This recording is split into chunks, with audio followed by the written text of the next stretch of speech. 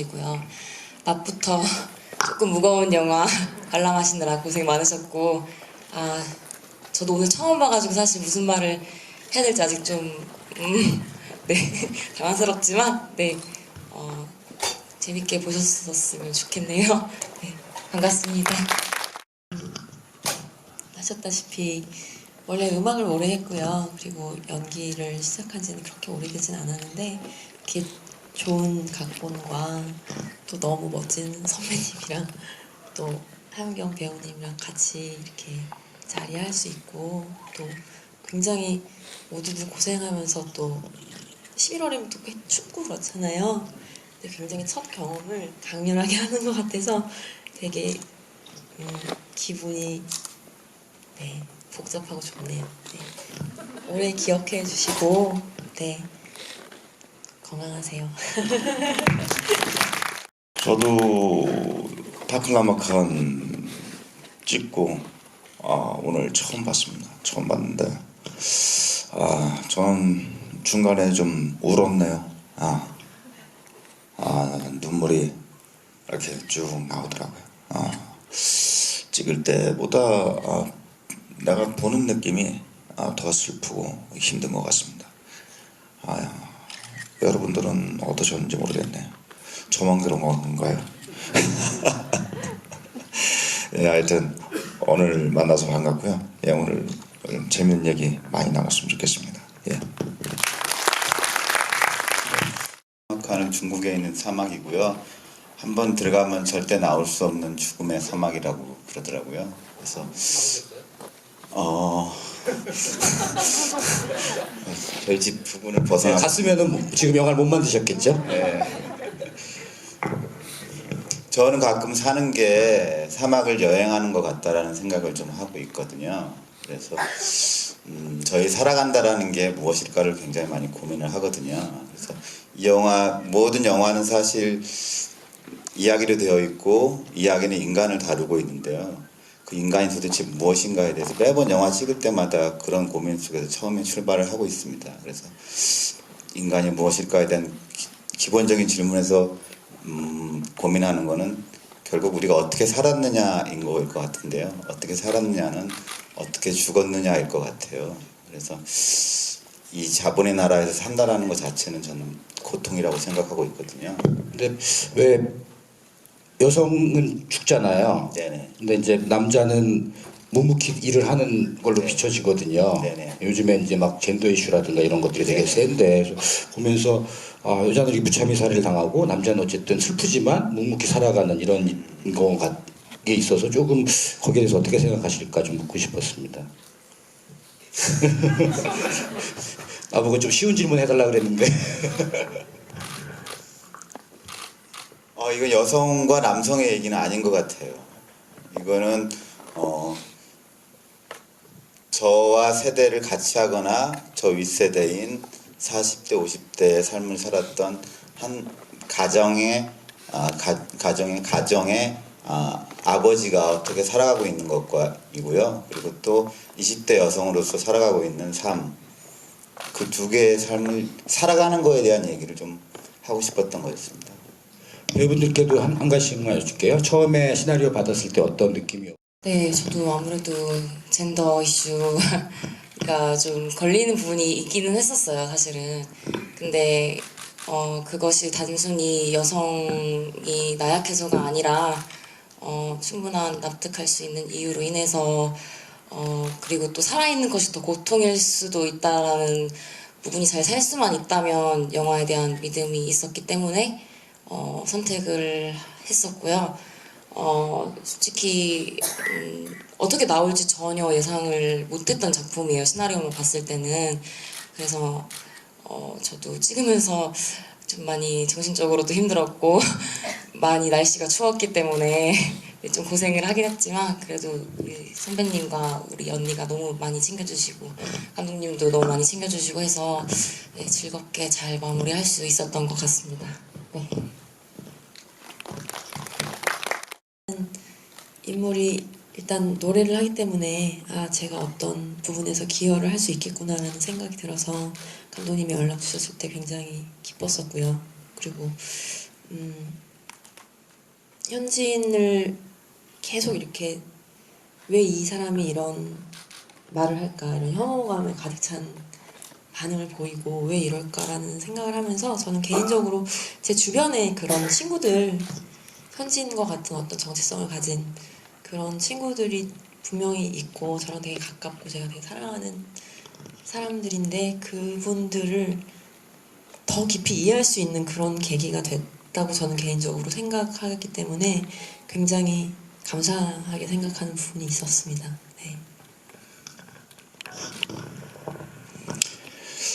예, 평범한 사람들이라는 것, 그 점이 가슴에 제일 와닿았어요.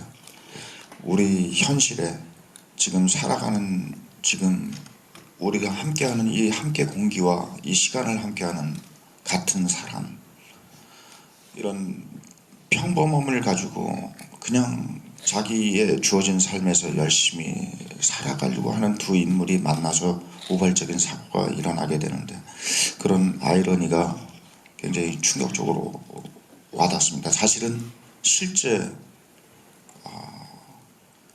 어떤 사고가 무슨 악을 가지고 그것을 미리 계획하고 아니면 준비해서 일어나는 경우들도 있겠지만, 이렇게 예기치 못한 사람들, 우리와 같은 사람들이 이런 아이러니 속에 들어갈 수 있다. 그래서 그 점이 이 작품을 선택하게 된 이유인 것 같습니다. 옥탑에서 잇몸이 허거덕하고, 예, 이빨이 오장창하면서, 예, 한 7그릇 먹었나요? 짬뽕집 이름 마초 짬뽕. 예, 관객분들 질문 있으시면. 있는데요. 그 수은의 집은 저희 집이었고요. 그리고 그 재활용하시는 분은 저희 친형의 직업이었습니다. 그래서 이제 제 삶 속에서 가장 근접해 있던 것들을 소재로 했고요. 그리고 재활용은 뭐 특별한 의미라기보단 그냥 제가 그걸 떠나서 재활용남을 왜 조성화 씨를 선택했을까에 대한 무슨 말이에요? 재활용남을 왜 조성화 씨를 선택했을까요? 그러니까 제가 조성화 씨를 제가 캐스팅을 한 이유가 아마 그러니까 뭐 직업과는 상관없이 직업이 중요하긴 하지만 그 이 대답이 답이 될 것 같아서, 그래서 이제 저는 조성화 씨를 뵀을 때 처음 봤을 때 선과 악을 함께 가지고 있다라고 좀 봤어요. 그 얼굴에서 묘함이. 근데 영화에서 이제 뭐 살아간다는 게 제일 중요한데요. 여기에서 평범한 남자인데도 불구하고 일상에서 되게 열심히 살아가지만 결국은 자신도 모르게 폭력적인 행위를 하고 있거든요. 그래서 그 우리가 일반인으로서 살아간다라는 게 사실은 선한 얼굴만 계속 보이는 거잖아요. 악하고 폭력적이고 조금은 좀 어려운 부분들은 계속 수면 안에 숨겨두고 살아가는 것 같아요. 그래서 제가 조성화 씨를 선택한 거거든요. 두 가지의 얼굴을 가지고 있다라는 게. 그래서 직업이 중요한 것이 아니라 우리가 살아간다라고 하는 것이 어떤 두 상황 속에서 맞닥뜨리면서 일들이 발생하고 있기 때문에 저는 그 측면에서 더 직업보다는 사람 안에 있는 상황 뭐 이런 것들 속에서 이 부분에 대해서 조성화 씨는 어떻게 생각하시는지. 그 부분에 대해서는 사실 깊이 생각을 안 해봤는데, 그 재활용의 의미가 또 새롭게 그렇게 질문하시니까, 그 태식이라는 인물이 지금 재활용되는 상황이잖아요. 그러니까 재활을 통해, 그러니까 한 번 사업이 망했기 때문에 다시 태어나서 뭔가를 살아보려고 노력해야 되는 상황이, 지금 말씀하신 들어보니까 또 딱 맞네요. 네, 감사합니다. 진작 좀 얘기해 주셔서 좋았습니다. 요즘 그 저희 영화에도 나오는 사채 부분에 대해서 얘기 좀 나오잖아요. 그러니까 자본의 나라에서 끊임없이 돈에 대한 문제가 좀 있는데요. 몇 해 전에 그 여대생이 그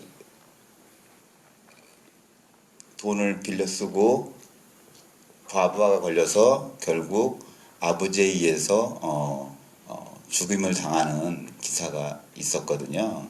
물론 이제 여대생이 이제 학비 마련 때문에 처음에는 뭐 이렇게 쇼핑몰을 준비했었는데 거기에 돈이 좀 몇백이 필요하니까 간단하게 대출을 받은 거였죠. 근데 한 400만 빌려도 한 350, 50만 원 정도 선이자를 떼고 나머지 그거를 뭐 3, 4만 원씩 90일만 갚으면 된다라는 조건이 있으니까 선뜻 그걸 했던 거죠. 근데 결국 눈덩이처럼 불어나서 결국은 룸사롱도 가고 노래방도 가고 끝까지 가는 막장으로 가는 이야기를 좀 들었습니다. 거기에서 취재 과정 속에서 그곳에서 일하시는 여성분들이 같은 커플들이 많지는 않지만 간혹 있더라고요. 그러니까 커플로서 일을 하시는 거죠. 그리고 그거는 어떤 성과 상관없이 일을 하고 감정에 대한 부분은 계속 공유가 될 수 있으니까 그렇게 해서 살고 있는 사람들을 봤어요. 그리고 그 속에서 그들도 또한 우리처럼 사랑하고 욕망하고 질투하고 하면서 싸우는 그냥 일반인들처럼 똑같이 사랑하면서 욕망하는 그리고 질투하는 그런 것들을 봐서 그 젠더의 문제와는 상관없이 살아있는 사람 그거를 좀 표현하고 싶었습니다. 알겠습니다.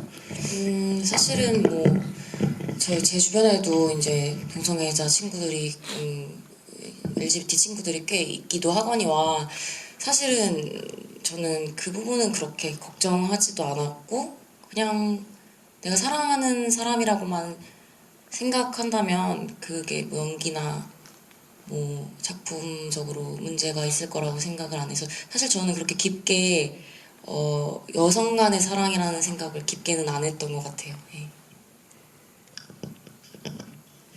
네, 저도 윤경 배우님과 마찬가지로 굉장히 제 주변의 모습과 닮아 있는 그런 인물들과 상황들이어서 이렇게 제가 때로는 가깝게 느끼고 때로는 저 멀리서 보이는 그런 상황들이 영화 속에 담겨져 있어서 동성애라는 부분에 대해서는 크게 저도 뭐 깊이 생각할 문제거나 문제가 됐진 않았고 저는 개인적으로는 내부순환로라는 제가 2년 전에 강북으로 이사를 했었거든요. 그래서 설명을 좀 명확하게 하시죠. 내부순환로가 굉장히 저는 딴 얘기긴 한데 좋았어요. 뭐 서울 사는 사람한테는 아주 애증의 도로죠. 제가 저희 집에서 바라보면요, 뭐 몇 해 동안 작업을 못해서 이제 영화 속 대사에서 나오는 것처럼 집에 글 쓰려고 앉아 있을 때가 많습니다. 그러면 제가 정말 죽어 있는지 살아 있는지 모를 때가 좀 있어요. 그럼 창밖에 보면 정말로 내부순환도로가 지나갑니다. 그러면 아 내가 살아 있구나 뭐 이럴 때가 있어요. 그리고 저희 집 창문에서 밑을 쳐다보면 정말 해가 제일 먼저 뜨기 때문에 지붕들이 다 보이거든요. 근데 영화 시작 집자랑 그 영화 몇 개월 전에 한 6개월 넘었나요? 그때 지붕 위에서 고양이 3마리가 저희 영화는 고양이 3마리가 나옵니다. 그 이름이 다 있어요. 칸이라고 수은이랑 같이 다니는 분신 역할을 하는 그 수은인 칸이 있고요. 그리고 고양이가 갑자기 저기 태식에게 뛰어들었던 고양이 있죠. 그거는 턱시도라고 이렇게 이름이 시도거든요. 이렇게 턱에 이렇게 하얗게 이렇게 돼 있어 시도라고 부르고요. 그리고 그 골목에서 이렇게 탁 튀어나온 애 있었잖아요. 걔는 그냥 튀어나왔는데 그냥 올감에서 그냥 올감이라고 이렇게 부르거든요. 그래서 이제 친하긴 한데 오진 않아요. 이렇게 뭐 이렇게 근데 갑자기 걔는 튀어나왔어요. 근데 네, 영화 네? 네. 근데 지붕에서 제가 바라보는데 어느 날 갑자기 이렇게 고양이가 툭 튀어나온 거죠. 무형의 공간에서 갑자기 고양이가 툭 튀어나온 겁니다. 그리고 몇 개월 있다가 또 한 달 지나니까 막 그들끼리 싸우고 장난치는 거죠. 그리고 또 몇 개월 지나니까 집과 지붕 사이를 움직이면서 돌아다니더라고요. 그래서 아까 제가 처음에 얘기했던 것처럼 빈 공간에서 움직이는 게 살아있다라는 건 움직이는 거구나 뭐 이런 생각을 좀 하게 됐어요. 그래서 태식은 사실 사각의 그 트럭을 타고서 재활용을 위해서 낮에 유랑자처럼 돌아다니는 거고요. 밤의 수호는 사각의 본고 안에서 밤의 유랑자처럼 어딘가에 가서 노래를 파는 걸로 나오는 거거든요. 살아있다라는 건 뭐 그냥 저는 움직이는 거구나라는 거죠. 그래서 여기서 뭐 어떤 결론을 주려고 한 영화도 아니었으니까. 근데 고양이는 수은한테는 어떤 분신의 역할로 중요한 순간순간에 나왔던 거고요. 그것이 수은의 마음을 대신할 수 있는 거였으면 좋겠다라는 생각이 들었고, 중간에 그 정말 그 현진과 수은이 사랑이 정말 변하지 않았으면 좋겠다라는 마음에서 그때 고양이가 소리가 계속해서 들리는 거였는데, 사는 건 그렇지 않더라고요. 계속 변하더라고요. 뭐 온도계가 계속 올라갔다 내려갔다. 상처가 계속 나오잖아요. 그건 뭐 그냥 한번 망치를 찍고 끝날 수도 있는데 계속 반복돼서 고통이 표현이 되는데, 그런 부분에서 어떤 의도를 갖고 계셨는지 여쭤본 것 같습니다. 뭐 아까 처음에도 얘기했듯이요. 그 삶은 저는 고통이라고 생각하고 있습니다.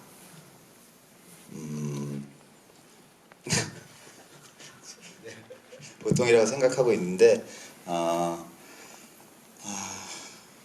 된 것 같은데요? 예, 계속. 예, 그런 것 같아요. 영진에 있는 사업이 확장이 돼서요. 어떻게든 다양성 영화로 개봉을 하게 될 것 같습니다. 그래서 그때 안 보신 분들 보시라고 얘기해 주십시오. 네, 감사합니다.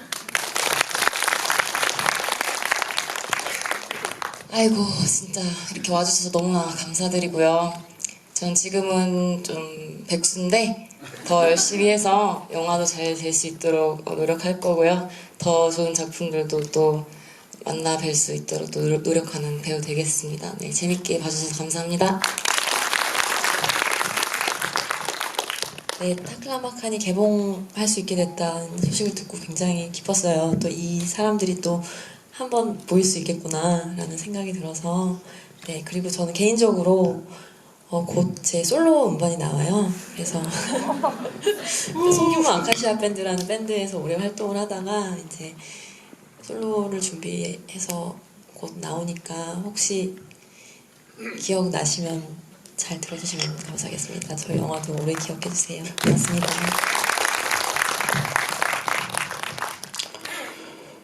송은지 씨 송은지 검색해 주시면은 음악하고 그 영화가 같이 뜹니다. 부럽습니다. 본업이 있으시군요. 저도 부업이 있었으면 좋겠습니다. 지금 이제 얼마 전에 구해줘라는 드라마가 끝났고요. 그래서 지금 백수입니다. 할 일도 없고요. 그 영화가 만약에 개봉이 된다면 뭐 제가 봤을 때 그렇게 특별할 것도 없는 내용의 이야기인데 그냥 가슴을 좀 먹먹하게 만드는 그런 영화인 것 같아요. 뭐 정말 매력적인 뭐가 없는 것 같은데 그래도 봐지는 영화 같아요. 여러분들이 주변 분들한테 좀 이왕이면 좋은 얘기로 얘기해 주시면은 다음에 우리가 개봉했을 때 어차피 좀 백수니까 거기 가 있을 겁니다. 그래서 여러분들 또 오시면 또 이렇게 재차 인사드리면 반갑고 그렇죠. 예, 하여튼 가시는 길 안녕히 돌아가시고 오늘 감사합니다. 네, 감독님 배우분께 다시 한번 큰 박수 부탁드립니다.